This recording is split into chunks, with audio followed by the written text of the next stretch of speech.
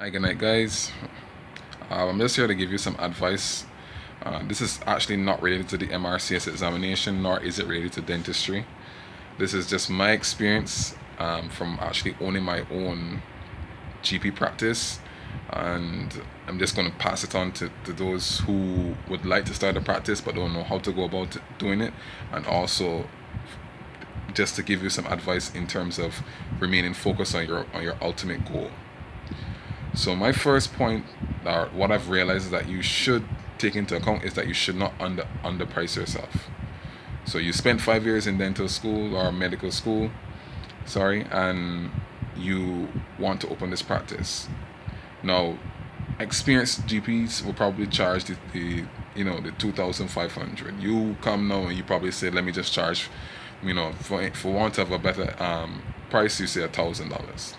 Now, here's the thing you have to always take into account: one, your overhead; two, the fact that you have your bills to pay outside of your overhead for your business; three, the fact that you might be charging that, but you're actually really not marketing yourself as a person that is deserving of a high price, not even a high price, of the standard price. So it almost comes across to the general public that your service isn't that hot. And this is something that I have proven, because I'm telling you from my experience. I opened a GP practice and I actually was charging $500 or $5 US. The standard cost is 2,500 here, or 25 US. And I thought that by charging $500 I would see a lot of patients. No, it doesn't work like that. I probably saw less and made less by charging a fifth of what I was supposed to charge. And that was because persons actually thought that because I was charging $500 or $5 US, that it really was not a good service I was offering. And patients actually came and said, well, doc, I was reluctant, but when I saw the service that you were offering, I realized now that you actually you're good at what you do. So that's something. Don't underprice. My next point is, don't feel obliged to the pressures of a small population. For instance, I wasn't offering pap smears initially, and that's just because I felt like I didn't really want to do pap smears. Maybe like 10 patients on my page actually decided that they wanted to get pap smears, so they came and asked, doc, you don't do pap smears? So I thought that a lot of people wanted to do pap smears. I spent a bag of money getting the equipment to do the pap smears. To date, I've been open for 8 months. I've done maybe 5 pap smears, 5. And to top it all off, the cost that you actually do for pap smears are done by the Cancer Society in Jamaica for 25 US. Now, the cost of the equipment for the pap smear is about $500 per patient. The cost to actually get the slide analyzed is 17 US. So that's 22 US. Now, if you actually charge 3,000 or 30 US, that means that your profit margin is 17 plus 5 is 22, and then subtract that from 30, so you're making $800 or $8 per person or per patient for a pap smear. If you think about it, that's a very narrow profit margin. Now, I know everybody's going to say medicine is not about money, but the truth is you have your overhead to pay. You have your rent, you have your supplies, you have everything else to pay. So you can't, that's a very narrow profit margin if you think about it. So don't bend to the stresses of persons saying, doc, you don't do pap smears, you need to do pap smears. No. If you do pap smears, and you want to do pap smears, but don't let anybody influence you into doing something that you're not really too keen on doing. The next thing is, don't be discouraged. So the first couple of months that you open your doctor's office, you may see 1, 2, 3, maybe 5 patients. Give you a perfect example. I've been open 8 months, and in 8 months I've probably seen less than 300 patients, less than that. Now, that might sound like a lot for a general practice office, but it really isn't, considering that a lot of the procedures that you don't do many procedures in a general practice office. Also, what I've noticed too is that a lot of patients, because of the fact that healthcare, primary care, is free, they come and they are always flabbergasted by the cost to do a procedure. So that's another thing you have to take into account. When patients come and they say, doc, that's really expensive, you don't bend.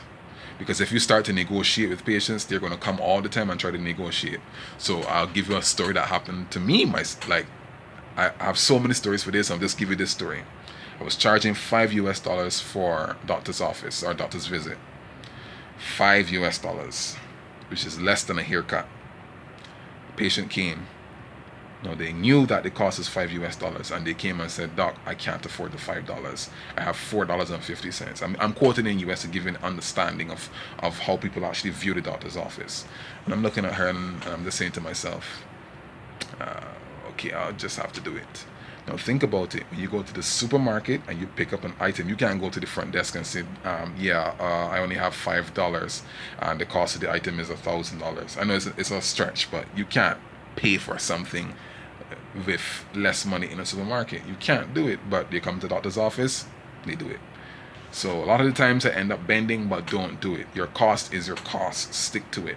There are going to be times that you're going to do charitable work where you're going to do outreach and all of that. That's when you do that. But stick to your price. A lot of the times people will take advantage of your kindness, and it has happened. I think I've lost thousands of dollars because of that. So no. Up to recently, a person actually called, said they needed a doctor. They fell and injured or whatever, they themselves. I came out, person didn't have any money to pay him. They haven't paid me. So that's just it. You might be a kind person. You probably are, since you've chosen a medical profession, nursing profession, or whatever profession. But the fact remains is that you have to make a choice between yourself and your patients, and you have to make a choice between paying your overhead and shutting down. So this patient came for a $10,000 procedure, and they didn't have, or $100 to pay to have the procedure done, and they didn't have the money. So you end up losing materials, you end up losing all of these things. And those who know when they've purchased equipment that certain things are very expensive. So for instance, when you purchase a box of gauze, sterile gauze is not cheap. Nor is your equipment. For instance, the forceps, nor the sutures are not cheap either. To sterilize your equipment is not cheap. To open your office, to turn on your lights is not cheap. So a lot of people think that because you're a doctor, you could afford it. But no, medicine is not like that. There's a reason why to receive medical care is so expensive, because the cost of medical equipment is expensive. So another thing I struggle with this: patience. Not patients as in the patient themselves, to be patient. And I thought I was a patient person until I started to do a general practice office. Now I'm doing this in the evening after I'm going to school in the day. So like for me, it's like when I come here to just sit down and do nothing drives me absolutely insane. But the fact remains is that every day somebody's gonna be sick and want to come to the doctor. Meaning, not everybody's going to be sick every single day and want to come to the doctor. So it's a situation where you have to, bear in mind that you're not going to have a full doctor's office the first time you open either. So just keep that in mind. But just be patient. Patients will come one by one by one, and that's literally how they come, one by one by one. And my final piece of advice: don't forget the oath, do no harm. And that's simple. So, for instance, and to stick by the laws of the country. So a lot of patients have asked me to do some dubious acts. No. No, you don't do it. You stick by your principles no matter how much money you're offered. No. And that's just basically my advice for owning a small medical practice. I hope this helps you. Continue to subscribe to my channel.